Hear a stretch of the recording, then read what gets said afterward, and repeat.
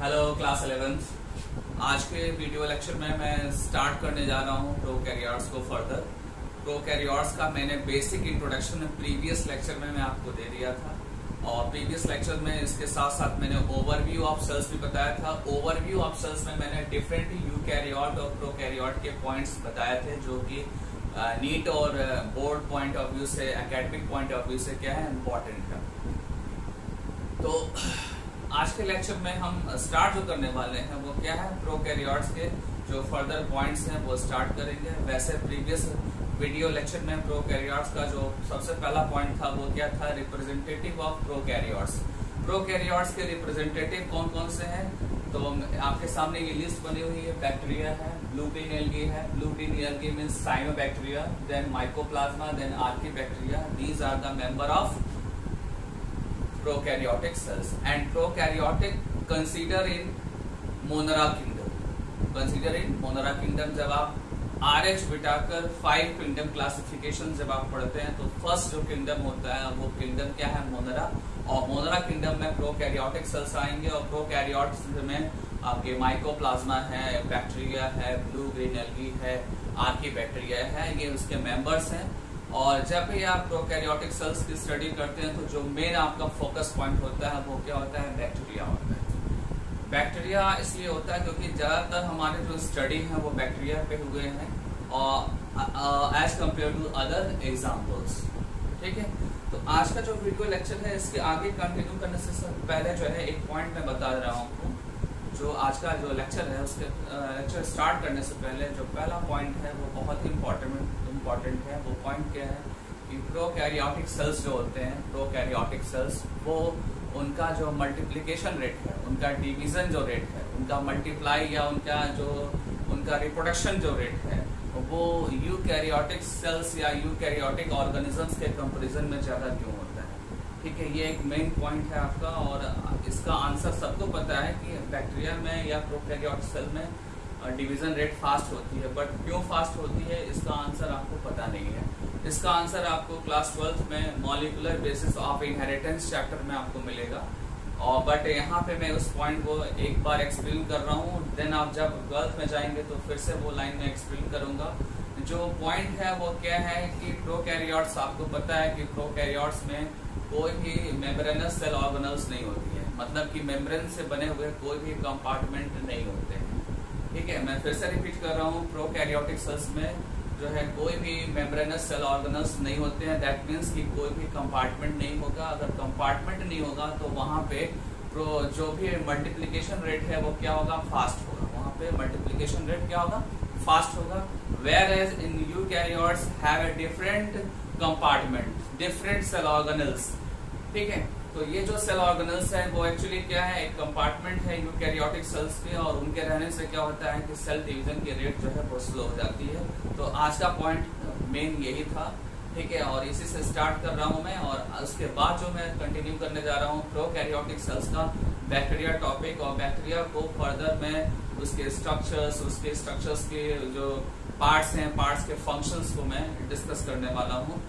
और देन अभी स्टार्ट में करने जा रहा हूँ। सबसे पहले तो मैं डायग्राम एक आपको बैक्टीरिया को दिखा दूं, और बैक्टीरिया का डायग्राम में कंपोनेंट्स क्या क्या है मैं बता देता हूँ। ये आपके सामने जो डायग्राम दिख रहा है ये क्या है, बैक्टीरिया का डायग्राम है। ठीक है, और बैक्टीरिया के डिफरेंट पार्ट्स आपको लेवलिंग कर रखा है मैंने, डिफरेंट आपको नेम दिख रहे होंगे, वो सारे क्या है बैक्टीरिया के पार्ट्स हैं। वो सारे क्या है बैक्टीरिया के पार्ट्स। इसमें सबसे पहले मैं डिस्कस करूंगा सेल इन्वेलप को। किसको डिस्कस करने जा रहा हूँ, सेल इन्वेलप को। अभी डिस्कस मैं आगे ज्यादा अच्छे से करूंगा। अभी एक नेम आपको इंट्रोड्यूस कराता हूँ कि क्या है और किसको क्या बोलते हैं। तो सबसे पहले हम डिस्कस कर रहे हैं और एक्सप्लेन कर रहे हैं सेल इन्वेलप को। सेल इन्वेलप क्या है, एक सिंगल प्रोटेक्टिंग यूनिट है। Cell envelope is a single protective unit of bacteria. मतलब सीधा सा है कि बैक्टीरिया का ये प्रोटेक्टिंग एक लेयर है और जिसके अंदर 3 लेयर्स कंसिस्ट होते हैं। जो फर्स्ट लेयर है वो क्या है आपका, ग्लाइकोकैलिक्स। ठीक है, glycocalyx is the first layer of cell envelope. Second layer of cell envelope is a cell wall. Then third layer of cell envelope is a cell membrane और प्लाज्मा मेम्ब्रेन। ठीक है, तो आप ये बोल सकते हैं कि cell envelope is a single protecting layer और unit which consist 3 layers. First is glycocalyx, second is a cell wall, third is a plasma membrane. जब आप आउटर साइड से इनर साइड की तरफ स्टडी करेंगे तो फर्स्ट लेयर आपको क्या मिलेगा, ग्लाइकोकैलिक्स मिलेगा, सेकेंड लेयर आपको मिलेगा cell wall, then third layer मिलेगा आपको प्लाज्मा मेम्ब्रेन। क्या मिलेगा, प्लाज्मा मेम्ब्रेन। डायग्राम में देखते हैं इसको, जो ये रेड डॉट्स दिख रहे हैं that is a glycocalyx, then blue lines जो दिख रहा है आपको that is a cell wall, and then जो रेड लाइंस दिख रहे हैं ये क्या है आपके प्लाज्मा मेम्ब्रेन। मैं रिपीट कर रहा हूँ, ये जो डॉट्स दिख रहे हैं रेड वाले वो एक्चुअली क्या है, वो ग्लाइकोकैलिक्स है। जो ब्लू लाइंस आपको दिख रही है, ब्लू जो बाउंड्रीज दिख रही है ये क्या है एक्चुअली में सेल वॉल है, और जो थर्ड इनर जो लेयर है वो क्या है प्लाज्मा मेम्ब्रेन, वो रेड लाइन से मैंने मेंशन कर रखा है। ठीक है, तो ये तीनों लेयर जो है एक साथ मिलकर एक साथ एसोसिएट होकर इनको अगर कोई नाम देंगे तो वो नाम क्या होगा, आपका नेम होगा आपका सेल एनवेलप। सेल एनवेलप, ध्यान से सुनिएगा। मैंने आपको पहले भी कल व्हाट्सएप पे मैंने मैसेज दिया था कि अभी आपके बेसिक क्लास है और बेसिक क्लास में आपका बेस जितना स्ट्रांग हो जाएगा उतना आपका बायोलॉजी या अदर सब्जेक्ट में स्मूथनेस आपकी फास्ट हो जाएगी, क्योंकि अभी जिसने पकड़ बना लिया सेल चैप्टर पे उसकी पूरी बायोलॉजी स्ट्रांग हो जाएगी। ठीक है, तो ये ध्यान दीजिएगा, मैंने व्हाट्सएप भी किया था आप लोगों को। ओके, चलिए आगे चलते हैं। आगे आप देखेंगे तो आगे जो मिलने वाला है आपको वो क्या मिलने वाला है, अदर स्ट्रक्चर, बट वो अदर कहाँ होगा, सेंटर पार्ट में होगा, और उसकी स्टार्टिंग आप कहीं से भी कर सकते हैं। बेस्ट ये होगा कि आप स्टार्टिंग मीजोसोम से करिए। मीजोसोम से यहाँ जो रेड है आपको ये लाइन दिख रहा है ऐसे, ये जो मैं मार्कर से मैंने ये बना रहा हूँ, ये क्या है मीजोसोम से, ये क्या है मीजोसोम से।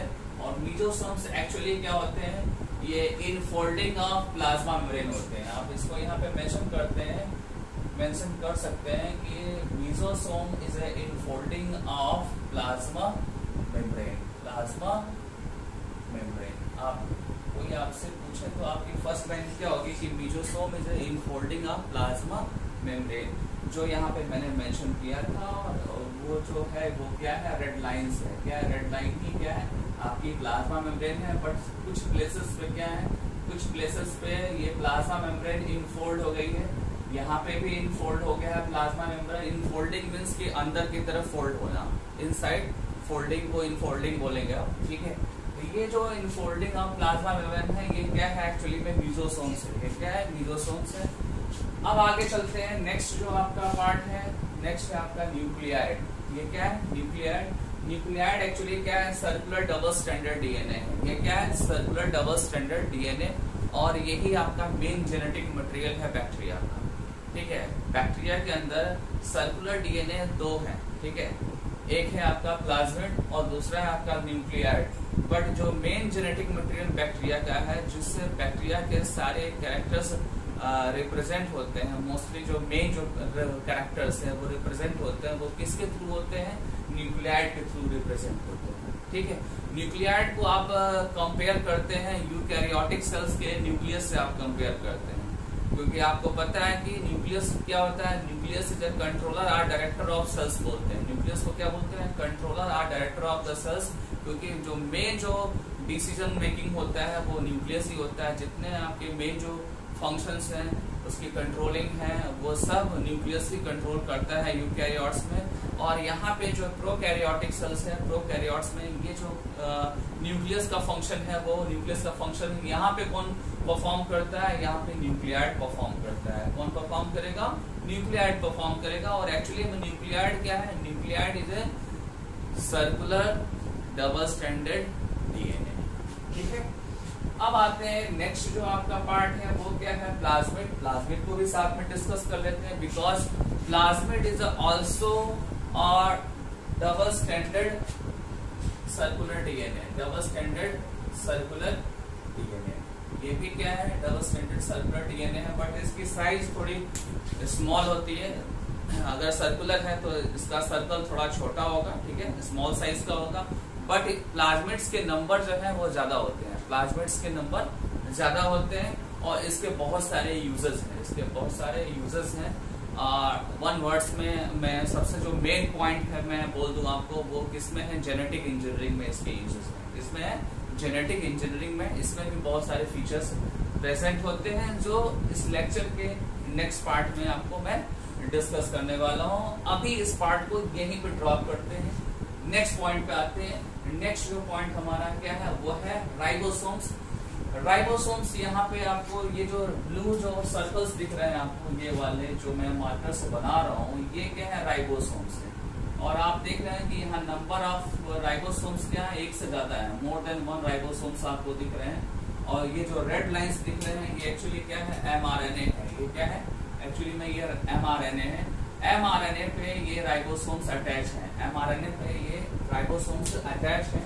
और जब mRNA पे बहुत सारे, ठीक है, राइबोसोम्स अटैच होंगे, mRNA अगर है और उस पर बहुत सारे क्या है राइबोसोम्स अटैच है, तो उनको कलेक्टिवली हम क्या बोलेंगे, कलेक्टिवली वी कॉल्ड पॉलीसोम्स और पॉलीराइबोसोम्स। मैं रिपीट कर रहा हूँ, mRNA पे बहुत सारे जो है राइबोसोम्स कंटिन्यूअस ऑर्डर में अटैच है, ठीक है, उनको हम कलेक्टिवली क्या बोलेंगे, पॉलीराइबोसोम्स बोलेंगे। और इनका जो है रिलेशन किससे है, प्रोटीन से है। प्रोटीन सिंथेसिस में पॉलीराइबोसोम्स हेल्प करते हैं। अभी डिटेल आगे करूंगा, ठीक है, जितने भी पार्ट्स है उसका डिटेल बहुत बड़ा है, सो दैट हम उसको आगे इस लेक्चर के सेकंड पार्ट में हम डिस्कस करने वाले हैं। अभी एक बार हम डायग्राम का जो है सारे पार्ट्स को एक बार ओवरव्यू के फॉर्म में हम पहले डिस्क्राइब करते हैं।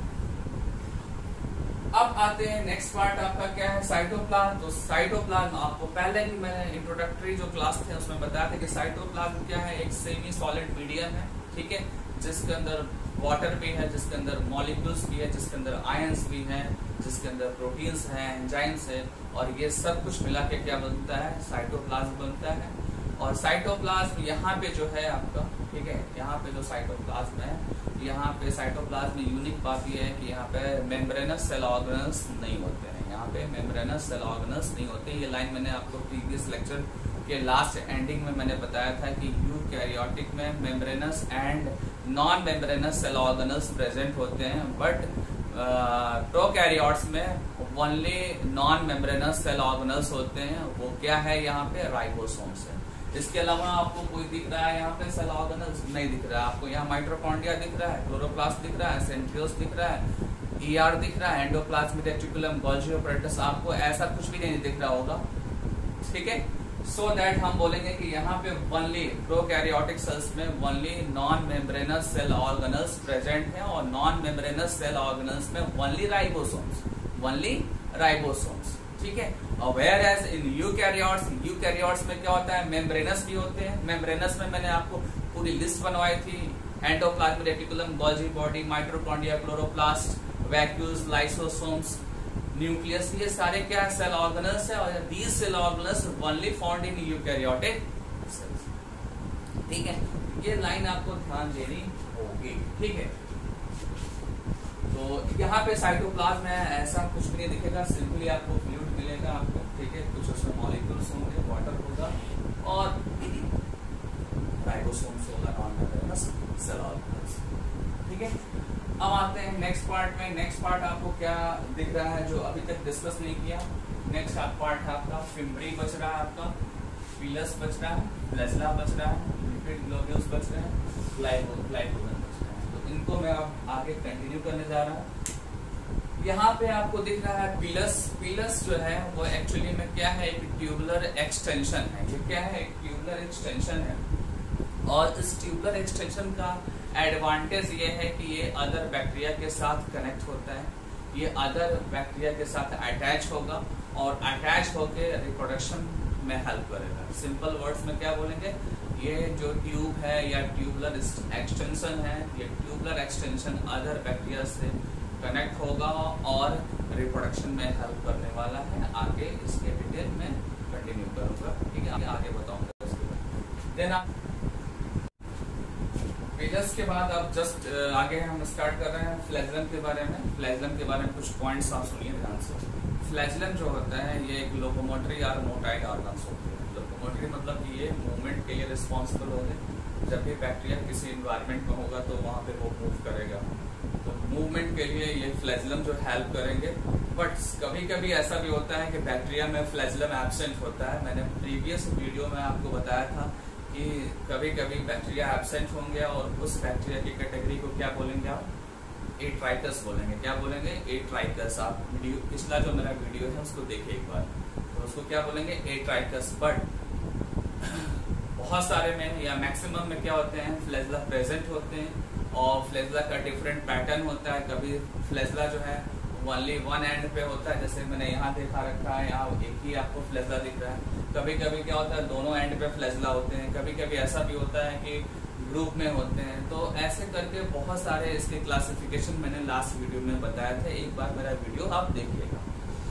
देन नेक्स्ट पॉइंट आपका है कि जो फ्लैजेला आता है, फ्लैजेला का जो कॉम्पोजिशन है, मतलब फ्लैजेला यहाँ पे इस फ्लैजेला में क्या है, इसका बायोकेमिकल नेचर क्या है, तो ये मैं बता दूं प्रोटीन है, प्रोटीन से बना हुआ है। और कौन सा प्रोटीन से बना है? फ्लैजेलिन प्रोटीन से बना हुआ है। ये इंपॉर्टेंट क्वेश्चन है आपका।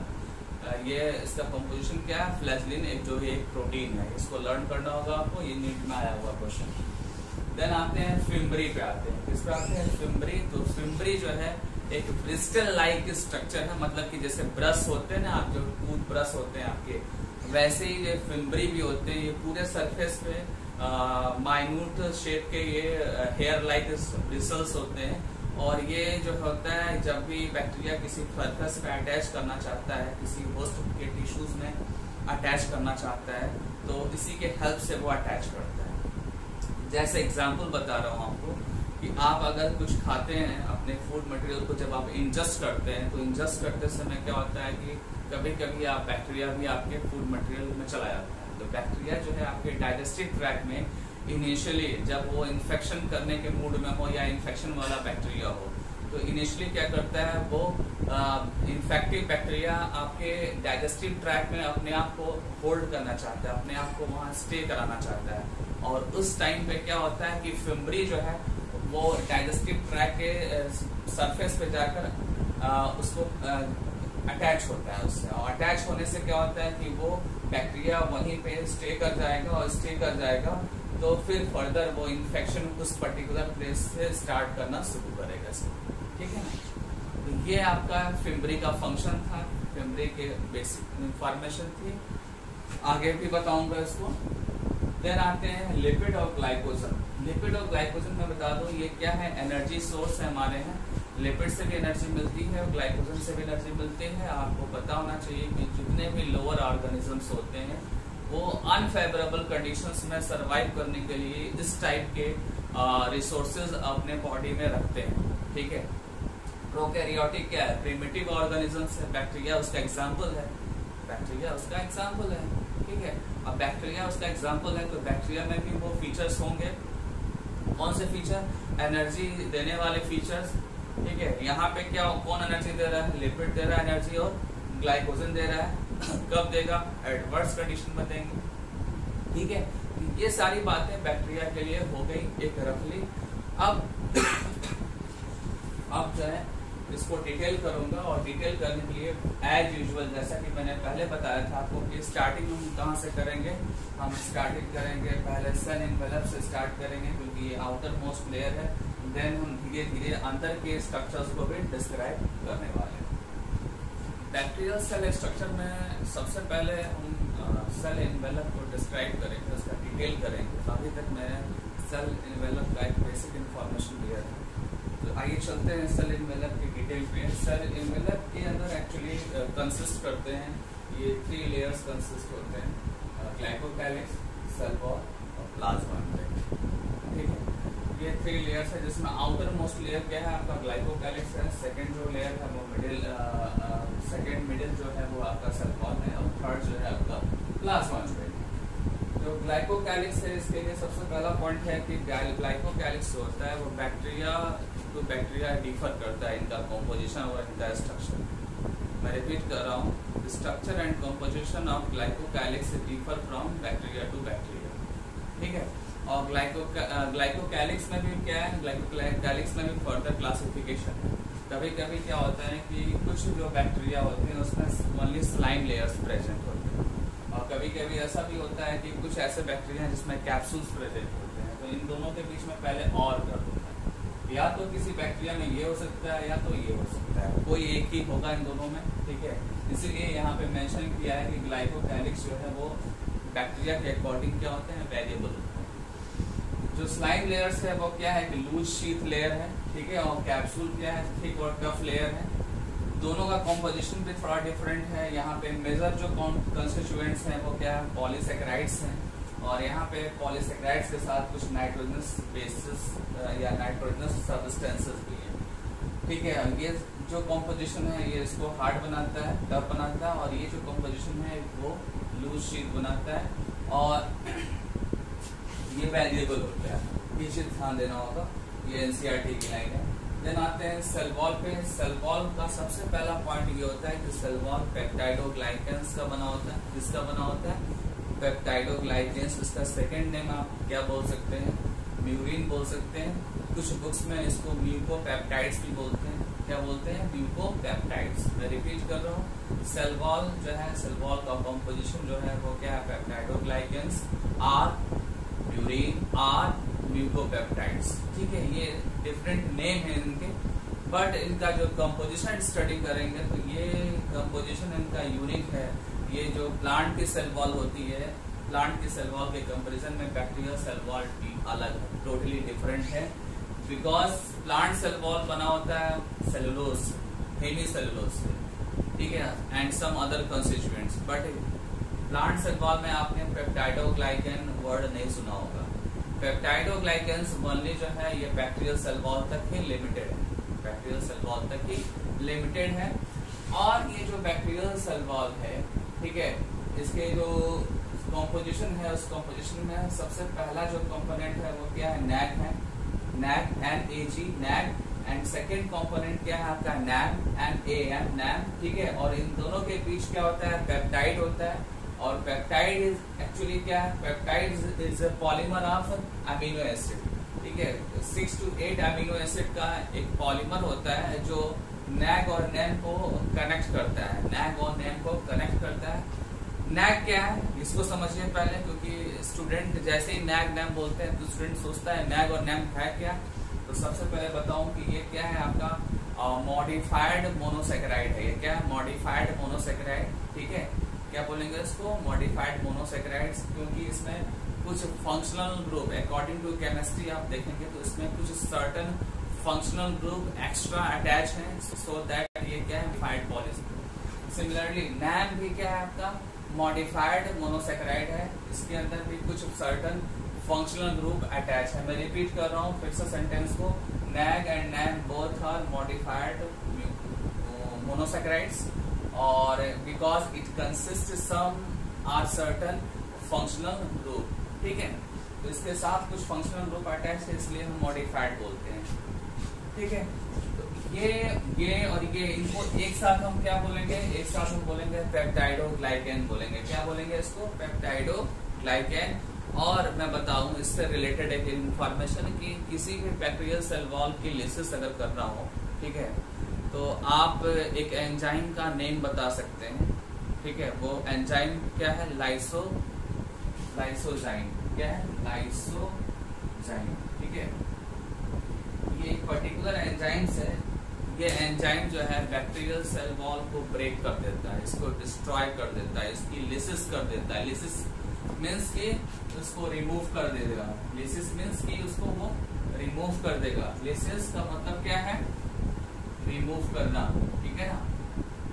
और अब आप सोच रहे होंगे कि सर लाइसोजाइम कहाँ पे है, तो मैं आपको बता दूं कि लाइसोजाइम क्लास 9th में भी था, बट 9th में थोड़ा कम फोकस करते हैं, आप 11th में फोकस करते हैं, ठीक है। तो मैं लाइसोजाइम का ऑकरेंस बता दूं। लाइसोजाइम का ऑकरेंस क्या है, हमारे टीयर है, हमारे जो आई से टीयर निकलते हैं उसके अंदर भी क्या होता है, लाइसोजाइम होता है। हमारा जो स्लाइवा होता है, माउथ ओरल कैविटी में जो स्लाइवा प्रोड्यूस हो रहा है, वो उसके अंदर भी क्या है, लाइसोजाइम है। And even some other parts में भी ये प्रेजेंट होते हैं, जैसे कि जो ट्रैक है हमारे बॉडी में, यूरोजेनेटल ट्रैक, जो यूरिन का ट्रैक है, यूरिन का ट्रैक, उसका पार्ट, वहां पर भी लाइसोजाइम आपको प्रोड्यूस होते हुए मिलेंगे आपको। तो ये जो है लाइसोजाइम एक्चुअली में क्या है, प्रोटीन है और ये बैक्टीरियल सेल वॉल की लिसिस करता है। इनडायरेक्टली आप बोल सकते हैं कि लाइसोजाइम जो है ये डिफेंस पहुंचाता है।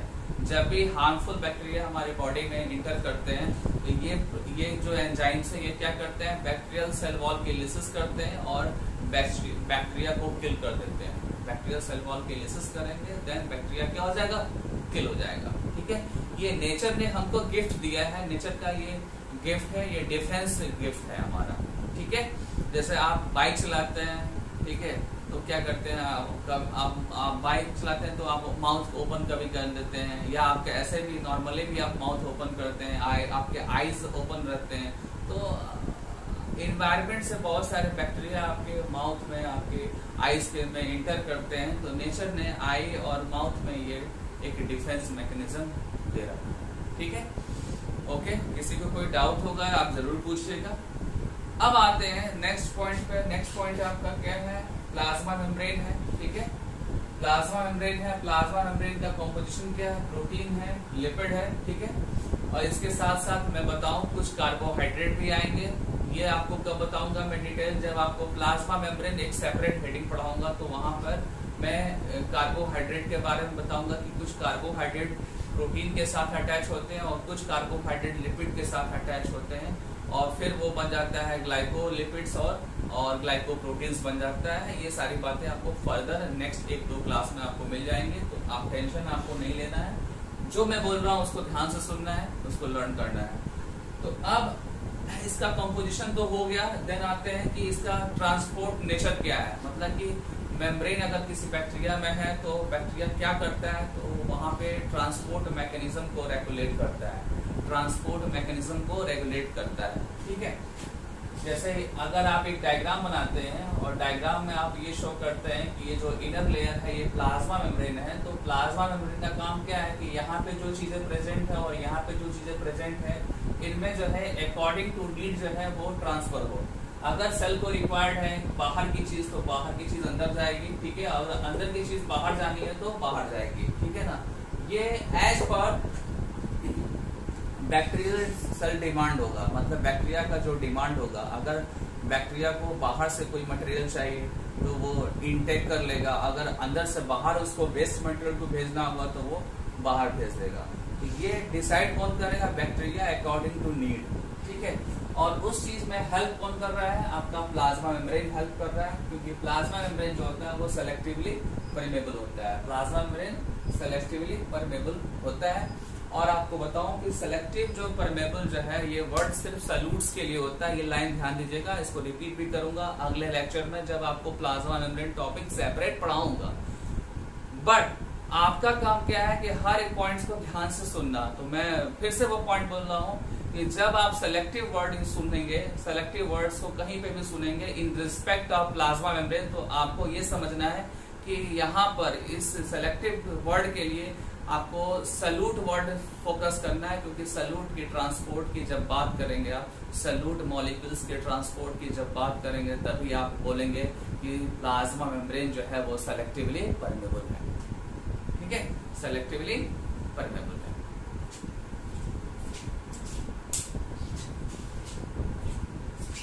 बट जैसे ही आप प्लाज्मा मेम्ब्रेन वर्ड के साथ आप ये सुनते हैं सेमी परमेबल। ठीक है, यहाँ देखिए क्या लिखा हुआ है, सेमी परमेबल। सेमी परमेबल का मतलब होता है कि ये बात हो रही है सॉल्वेंट के ट्रांसपोर्ट की बात हो रही है यहाँ। ठीक है, यहाँ पे सॉल्वेंट के ट्रांसपोर्ट की बात हो रही है, और सॉल्वेंट सेल के अंदर क्या हो सकता है, वाटर हो सकता है। तो वाटर मूवमेंट की जब बात होगी, दैट मीन सॉल्वेंट की जब बात होगी, तो आप बोलेंगे plasma membrane is semi permeable. But और वेयर एज जब आप सेलेक्टिवली परमेबल मेम्ब्रेन की बात करेंगे तो वहां पे आप क्या बताएंगे कि कोई सल्यूट मॉलिक्यूल ट्रांसपोर्ट हो रहा है। सल्यूट मॉलिक्यूल गैस भी हो सकता है, सल्यूट मॉलिक्यूल कोई न्यूट्रिएंट्स भी हो सकता है, एंड अदर सब्सटेंसेस भी सल्यूट मॉलिक्यूल्स हो सकते हैं। तो ये प्लाज्मा मेम्ब्रेन का ट्रांसपोर्ट पैटर्न हो गया according to transporting material, type of transporting material. अगर आप सॉल्वेंट की बात करेंगे तो सेमी, अगर सल्यूट की बात करेंगे तो सेलेक्टिवली परमेबल। ठीक है, ये आपका सेल इन्वेलप मैंने कंप्लीट कर दिया। अब इसमें मुझे थोड़ा सा एक लाइन और ऐड करना है कि ये जो प्लाज्मा मेम्ब्रेन है ये फ्लेक्सिबल होता है। ये क्या होता है? फ्लेक्सिबल होता है ड्यू टू कॉम्पोजिशन। जो इसका कॉम्पोजिशन है उसकी वजह से ये क्या होता है? फ्लेक्सिबल होता है। वेयर है सेल वॉल जो होगा ये क्या होगा? ये हार्ड है, थिक है और रिजिड है, क्योंकि इसका कॉम्पोजिशन डिफरेंट है जो मैंने यहाँ पे बताया। हार्ड और टफ थिक होने का एडवांटेज क्या है कि सेल जो है बैक्टीरियल सेल ब्रस्ट ना करे, ठीक है, ब्रस्टिंग को प्रिवेंट करेगा, कोलैप्सिंग को भी प्रिवेंट करेगा। ये हार्ड नेचर सेल वॉल का जो हार्ड नेचर है वो सेल को ब्रस्ट करने से भी प्रिवेंट करेगा, कोलैप्स होने से प्रिवेंट करेगा, ठीक है। तो ये भी एक लाइन इंपॉर्टेंट थी। तो आई होप आपको ये सेल एनवेलप समझ में आया होगा। एक आखिरी पॉइंट कि जो भी आपका ये जो स्लाइम लेयर है या कैप्सूल है ये एक्चुअली में कहाँ से फॉर्म हो रहा है, इसका जो मटेरियल है, इसका जो बिल्डिंग मटेरियल है वो कहाँ से आ रहा है? तो सेल के अंदर से आ रहा है। कहाँ से आ रहा है? सेल के अंदर। ग्लाइकोकैलिक्स जो है आउटर मोस्ट लेयर है, ठीक है, स्लाइम लेयर्स या कैप्सूल्स का। तो ये जो स्लाइम लेयर और कैप्सूल्स एक्चुअली कहाँ से आ रहे हैं? सेल के अंदर से बन के आ रहे हैं। जो मटेरियल है सेल के ही पार्ट्स बनाते हैं और देन वो ट्रांसफर होकर बाहर की तरफ आकर और ग्लाइकोकैलिक्स का फॉर्मेशन करते हैं, ठीक है। तो ये आपका मैंने सेल एनवेलप फिनिश कर दिया, ठीक है। आगे इसको और भी इसके कुछ पॉइंट्स मैं आपको डिस्क्राइब करूंगा। फिर देन आपके बैक्टीरिया के कुछ पार्ट्स हैं, मैक्सिमम पार्ट्स अभी डिस्क्राइब करने हैं। तो नेक्स्ट वीडियो तक वेट करिए, मिलते हैं, ठीक है। क्वेश्चंस भी थोड़ा देखते रहिए आप लोग, एनसीईआरटी के क्वेश्चंस जो पीछे वाले हैं वो भी देखते रहिए। और मैं जल्दी आपको एमसीक्यू क्वेश्चंस भेजने वाला हूँ PDF के फॉर्म। ओके।